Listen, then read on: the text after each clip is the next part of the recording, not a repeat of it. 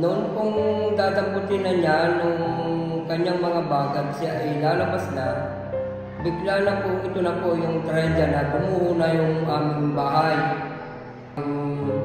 Tinulungan siya, nagpapaalam na nga po siya na sabi, Papa, iwan niyo na ako at baka kayo malahat pa. Hindi ko na rin po kaya, hindi niyo na rin ako makukuha. Ay sabi ko po sa akin, anak, hindi ka na namin iiwanan. Kasakdalan ay tayo na lahat ay matupok dito, hindi ka namin iiwanan. Nung maibigas niya po sa kabilang bahay, bumalik daw po si Mama para tingnan po si Papa dun sa aming bahay. Paglabas po niya nakita daw po ni Mama yung malaking baha po na sinabi niya po kay Papa na tumakbo. Kaso ang nangyari po, mali po yung natakbuhan ni Mama. Pumasok po daw siya sa terrace po ng bahay ng aming lolo at dun daw po na-trap na si Mama. Dun na po nabagsakan ng pader. Nakikita daw po ni Papa yun na may hawak na lintis si Mama. May flashlight po na inaabot kay Papa. Inabot po yun ni Papa, tapos hinawakan po yung kamay. Habang tinatanggal po ni Papa yung mga bato po kay Mama, nabagsakan din po si Papa nun, kaya po wala po siyang pwersa na atakin po si Mama sa magkakabuhong nun. Kaya po makita po ulit ni Mama na may parating na po ulit na isa pong malaking baha. Sabi niya po ay bitawan na po siya ni Papa. Tapos ang nangyari po bago po bitawan siya ni Papa, nawala na din daw po ng hininga si Mama. Tapos umalis na daw po si Papa. Base po dun sa pagkakakwento ko yun, tatlo po silang naipit po. Yung lolo ko po, naipit din daw po, kaya hindi din po nakatulong sa pagkita kay Mama. Ang ginawa na lang daw po ni lolo that time ay pinuntahan po sa kabilang bahay yung lola ko po at saka yung mga pamangkin po ni Mama at saka si kapatid po ni Mama. Tapos yun po yung nilikas ni lolo. Tapos si Papa po ay baldado po, hindi po siya nakakalakad.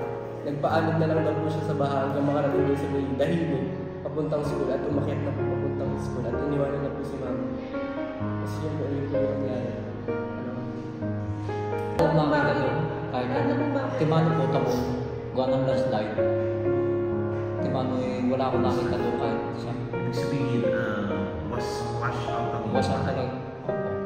Wala kayo na isang bang kahit ano. Pati po gamit ang bahay, wala po. Hindi pera, hindi. Wala.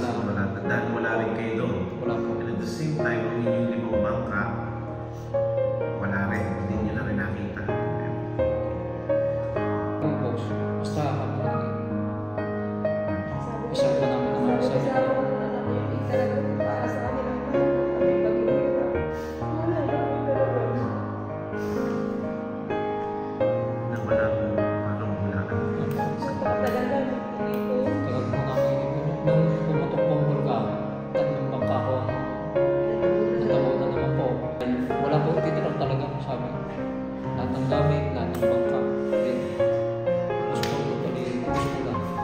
kaya saklap ng nangyayari sa amin.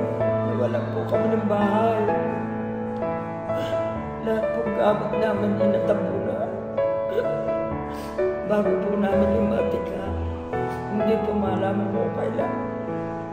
Pati po aming panganap buhay, dinala po ng malalaking baha. Wala po natira.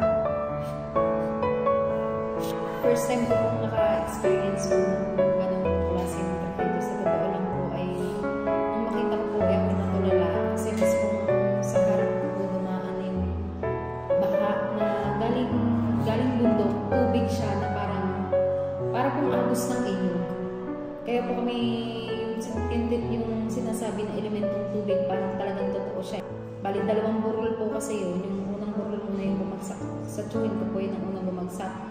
Sa katunayan po, meron din po kami nung pamangkin na naipit. Halos lahat po ng burol doon sa mahabang buhangin ay bumigay talaga. Gumuko talaga. Kaya po yung aming bahay din. Nung una po, nung umalis po kami, nag-evacuate kami, na pumunta po kami doon sa safe na lugar doon sa Kantiyahin. Hindi pa po nadadali yung bahay namin. Kaya na-expect ko na okay pa. Nung umaga po kami bumalik. Pero nung bumalik po kami ng umaga, Yun nga po, nakita po namin na wala na rin po yung aming lumikas na. Ilang minuto pa lang po na kami nakakalabas. Bumigay naman po yung sa daycare center. Kung hindi po kami, siguro po kung hindi po kami nagmadali nun, tapon po kami lahat. Magkakasunod po kami. Ang anak ko po, ako.